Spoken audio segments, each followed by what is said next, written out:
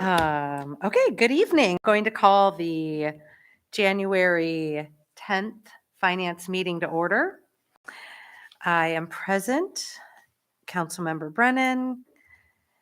Councilmember De La Rada is not present currently. Councilmember McPartlin is present. Councilmember Moskowitz, Town Attorney Finnan, Comptroller Greenwood, Janet Nguyen, Seth Goldstein, Chief Koshin, Michelle Martinelli, Diane Percy, Laura Robertson, Ray Smith, and one member of the public. Okay, thank you. May I make a motion to approve the meeting minutes from our last meeting on December 6, 2022? Motion to approve the minutes from the December Finance Committee. meeting. Thank you. Do I have a second? Second. Okay, is there any discussion? Seeing none? All those in favor, please signify by saying aye. Aye. Any opposed? Okay, those minutes are approved. Moving on to items for action. Okay, the first thing is a resolution to adopt a 207C policy for applicable non-rep employees.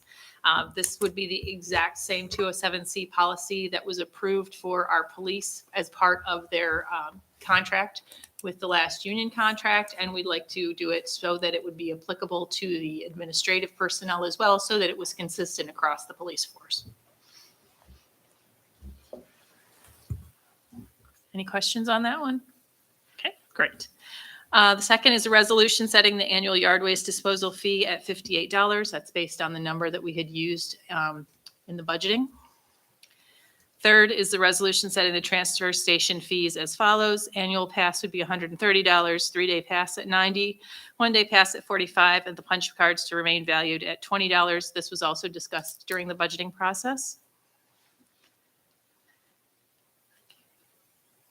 Next item is approval to purchase a housing unit for the main bearing of the sludge dryer. When they were doing work on that, they found that the housing needed to be repaired as well. That was an emergency approval that had been emailed through the board, but we just want to formally approve it during the finance meeting. Okay, does anybody have any questions? All right, please signify aye if you approve. Aye. Aye. Okay, Thank you.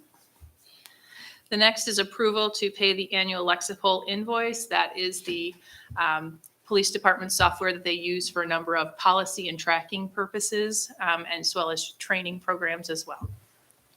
does anyone have any questions? All right, all those in favor signify by saying aye.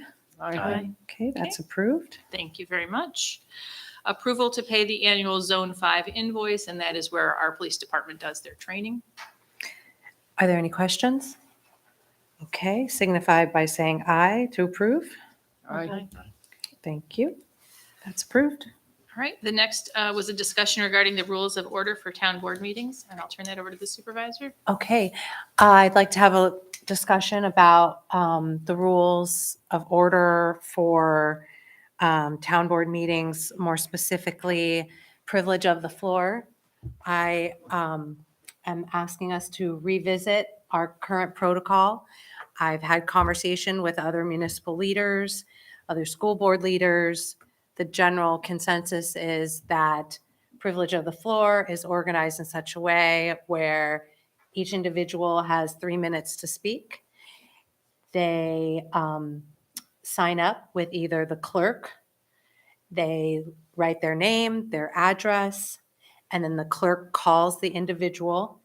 And then that also limits the individual doesn't have to like say their address in a public forum if they don't want to. It makes a more organized process. And so I'd like to have a discussion. I'm recommending we make these changes, but I want to make sure that we all have discussed and had an opportunity to share any thoughts. What would the process be for signing up with the town clerk? Would there be a time frame or? That day, they could do it before or even when they arrive at the meeting. so No up until- time limit. Up until the meeting is called to order? Absolutely. Okay, so until the meet, if someone that hasn't spoke wants to speak, would they be able to come back over maybe to the side and sign up so that they could speak if they follow that procedure? I think I- so. You're right. We don't want to discourage people, right? Yep. But we do. I kind Yeah. of like the process in that they're writing their name down and their address because maybe they wouldn't want to give some of that information in a public meeting. But we need that for the clerk to have in the minutes, Mhm. if you will, for the record. So just as long as we're not going to discourage our members from speaking, the members of the town residents, I'm fine with that. And we're going to continue with the time, correct?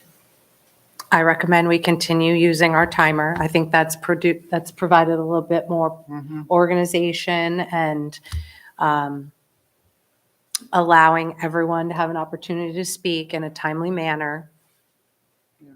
I think that's a good idea.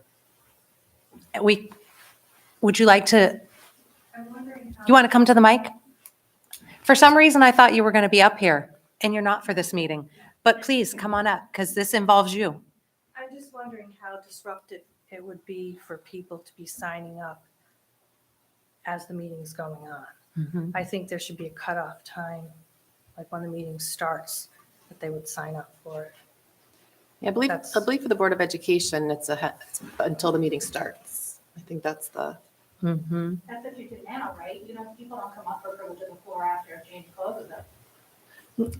No, But I think No, that- but sometimes they come up like they hear somebody speaking and it triggers something. So then they didn't anticipate speaking, but something that they Want to come heard back up. makes them want to come up and speak. I think that's where your It's a little bit to question. my point. You're right. And I understand what you're saying. Could we do it, have this sheet over there? Usually that's a place where people can get to pretty easily. What do you think about that? Rather than up here? Oh, sure, then I can just go back and forth to see who signs up, I guess. Are well, we could just ask them to state their name, I guess, right? Now, it's my understanding that the school boards generally have a process where a person is called up, they speak, and then they're finished. like if you plan That's to what I come would up think. and speak about town business, then you usually have a plan. And you have organized thoughts, and you come, and you could sign up and do that. Is that the protocol you're thinking? A lot of times that's what we have, but then, like Bill said, a lot of times that does trigger people, say, oh, I want to come up again and speak. I don't think we want people coming multiple times, No. correct? I think it's one time you come up, if you've signed up and that's your I time. think that was part of the idea was that, yes, exactly what you Right. said. That seems to work in other municipalities. I think it can work here, but it would be a change from what people are used to. Mhm. We gotta make them aware of the change, right? And maybe the sign up is open until the time of privilege of the floor actually starts. Mhm. We can have a form on the website. Do you want to come up? Oh, no, Yes, yes. No, you have to come up or else the people can't hear you. Transparency. I'm sorry. No, you had just already spoken about, I think there was a little confusion about what happens if something triggers a resident to come speak after another resident has spoken on a certain topic. It's not that they're coming up again, Mhm. but they want to come up and speak. And like Michelle was saying, that could be disruptive, but you don't want to discourage them from speaking. think I that wonder, would be- I'm curious because I've heard two chains of thought. That's why I wanted to bring it to discussion. I've heard, Thank yeah, thanks, Yeah. Diane. And I don't think that's the usual. Usually if people come and they're prepared and they want to speak, they'll be signing up ahead of time before privilege of the floor. Maybe we could have sort of a last call for the sign up. I don't, I mean, I think maybe we could look at what the municipalities or boards are that are utilizing that approach to see what their policies are in handling it. They don't My- allow people to I was come gonna back say up. that would be my guess, is it would just be if you didn't sign up, you don't get a chance to speak. But Excuse me. Would Yeah. this also be in effect for public hearings? Good question. Because there's a lot of discussion that goes on sometimes about that, the topic, and that's something that you should consider. right. And a lot of times we get a lot more speakers at Yeah. certain public hearings than we do at the regular town Mhm. board meeting. I think you're just sort of thinking of this for privilege of the floor, correct? Yes, I didn't Not do any for- research around public hearings. Okay. Have you? Okay, You may wanna- So this would be just privilege of the floor. yes. What are your thoughts? I mean, if we have it before the privilege of the floor time, there's a sign up, people do that. But then Yeah. we maybe have, when everybody that signed up is done, we could say, is there anyone else that maybe didn't get signed up, arrived late, something like that, wants to speak? And they could say their name and address there instead of coming up and writing it. Yeah, I like that. That seems like a good, that's fine. and this And isn't Do they like, really have to say their address? They don't have to say their address, do they? Well, I think Or we do- did that. I think we wanted that because we wanted to know if they were residents of the town or from a different, Well, maybe you could just say, Place. can state if you're a resident of Niskuna or not, or, I don't know, because some people don't like their, I know, that's why I like the That was idea a of they write it, they don't have to say it publicly for it to be forever on the internet. All right, Yeah, then and publish some it people on the don't. webpage. And we put it in the minutes, in the but minutes, still. but I don't know if that's necessary either. Oh, Is it really necessary? That's just something that I've been doing for years. I don't know if that's necessary. Or just resident of Niskuna, or resident of Schenectady, or resident of Colony. we get that often at public hearings sometimes Mhm. in different venues, right? I'm I think thinking of the that'd be Holocaust. fair to people not to have their address out there. I don't know. What do you think? or we could, when they sign up, name, address, but in the minutes, you don't have to. Correct. I don't have. Is that? But I think if you're calling the people, I think it's beneficial, at least for myself and maybe other board members, to know if they're a town resident. Oh, sure, yeah. Yeah. I could say that. Announce that. Oh, yeah, okay, yeah, that's good. Their name, town resident. Okay. Would this also be taking the place of the COVID protocol of emailing? Yeah. Yes. We're moving away from that. COVID protocols. We have no other COVID protocols in effect currently. So that would also be sunsetted. Okay. All right. So the next item I wanted to discuss was a draft of a social media policy.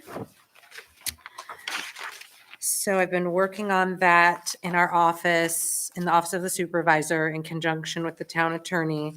This is a draft because I wanted to have a discussion.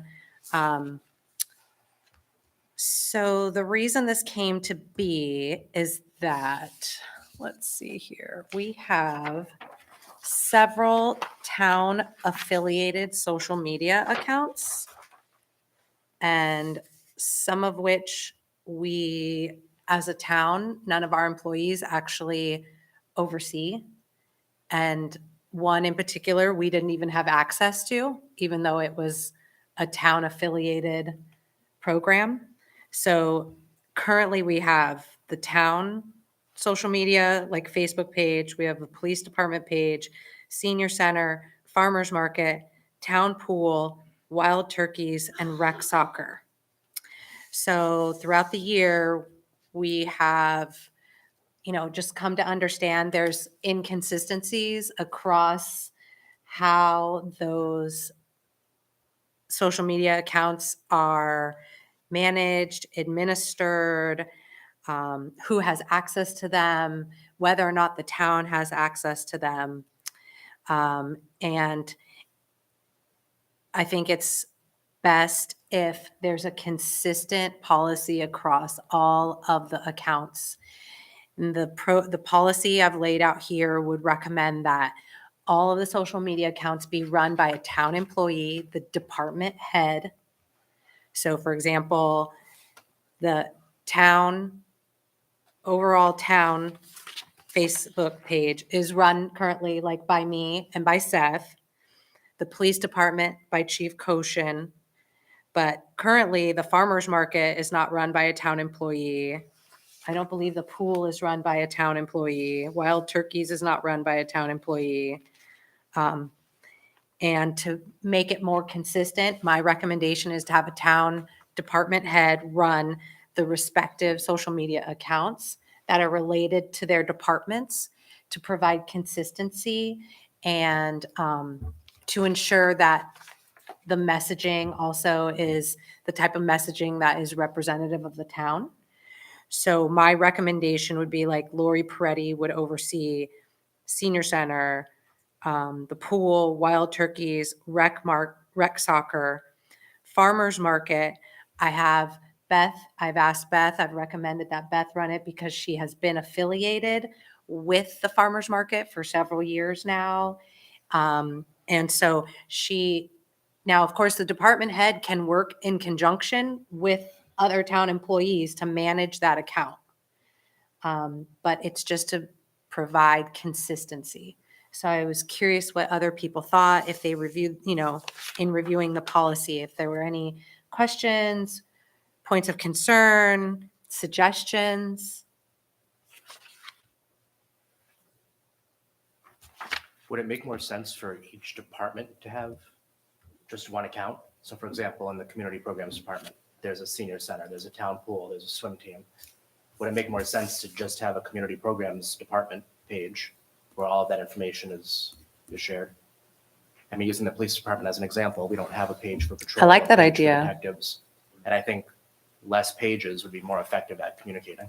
I love that idea. I think that's great. Except that there's some people that are only interested in one thing, right? And Yeah. we've heard sometimes some complaints about, oh, I get too many email blasts from the town about this and that and all these other things, right? When I'm only interested in a certain topic. Maybe it's the police department, or I'm only interested in wild turkeys and the swimming at the pool and not the senior center and rec soccer and these other things. And so then, and I'm not a social media person, but then those people would be trying to read through and navigate that stuff. That means you can't have an opinion. No, I'm just kidding.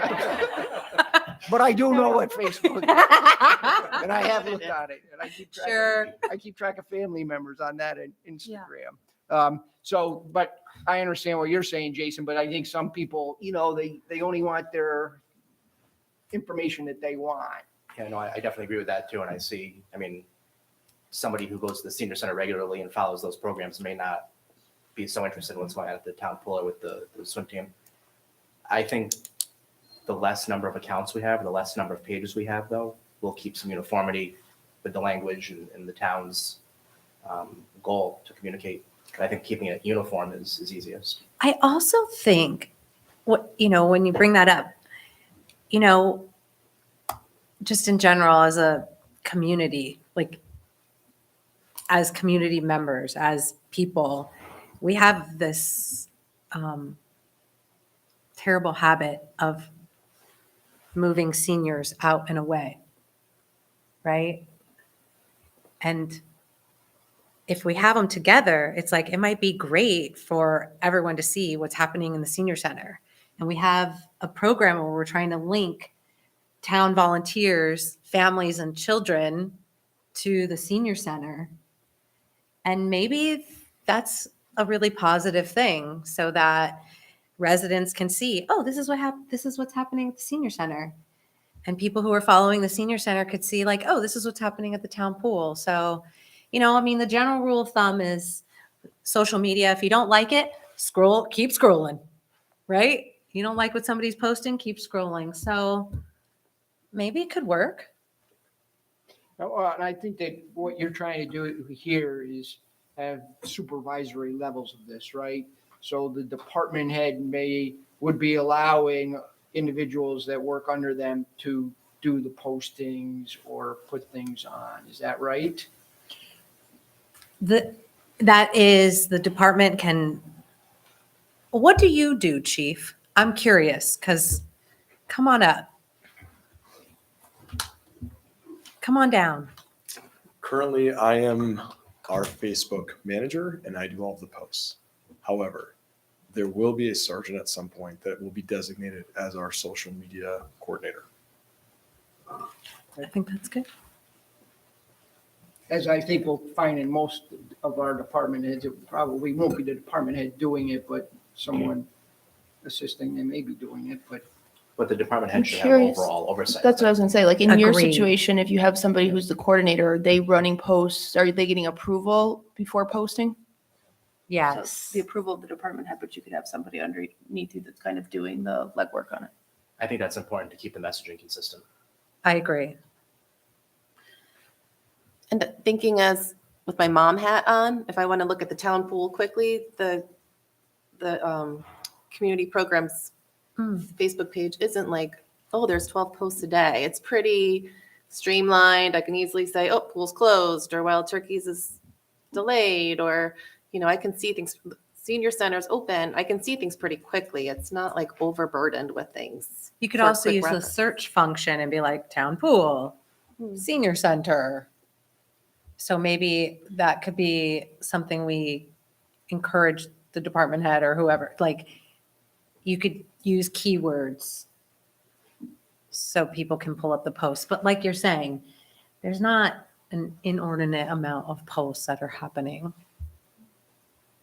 I mean, if there's I'll just say a swim meet tonight, I don't think anyone's gonna have to scroll through 100 posts to find whether or not the swim meet's canceled. I mean, if we keep it simple and short, Yeah. it should be easy. The town does currently manage all of those accounts, correct? Do we know? I'm not sure if we have, I don't think we have the pool account. Seth, Sure. up to the mic. Sorry. He I'll always deal with forgets. myself. We have control of everything except for wild turkeys. The pool account last summer was managed by the pool manager. So, yeah, there's a Niskuna Police Department account that we have no control of. I've tried multiple times through Facebook to get it. It's probably gonna have to take some sort of legal to get it taken down. There's nothing to stop anybody from putting up an account. So, And when we set up the accounts,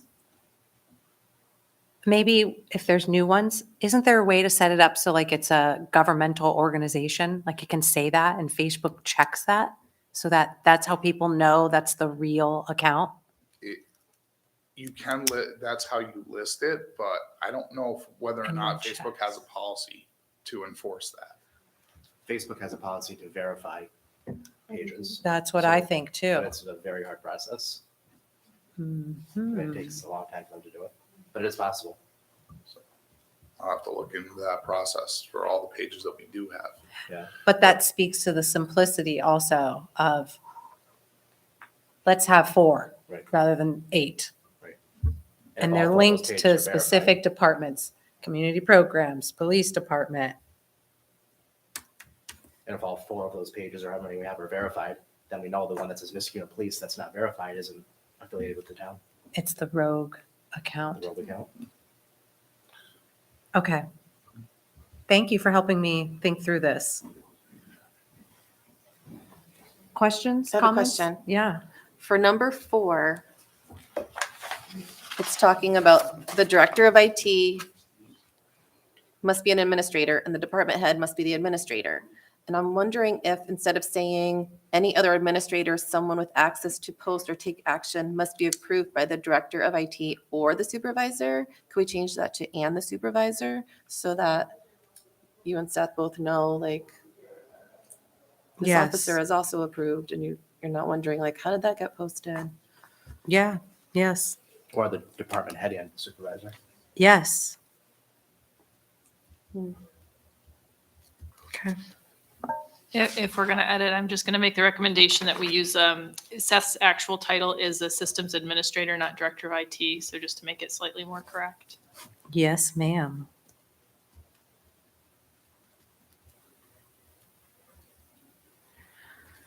Okay. Okay, thank you. Thank you for helping me work through that. I appreciate all the input. I'll follow up with a new draft. And then we'll communicate that to any department heads who are not here. I've spoken with many of them about this and previously got their input. So, all right, that's all I have for that. Okay, thank you. The final item is a discussion regarding certain budgetary modifications. You'll see we've sent along 2 pages. We are at that point in the year where as we get the remainder of the previous year's invoices in and we're settling all the accounts, we'll be just shifting money from accounts where we didn't quite spend everything to places where we're a little short. So this will be ongoing this month and next, most likely to get the lines all cleaned up, but we're in good shape right now. And that's all that I have.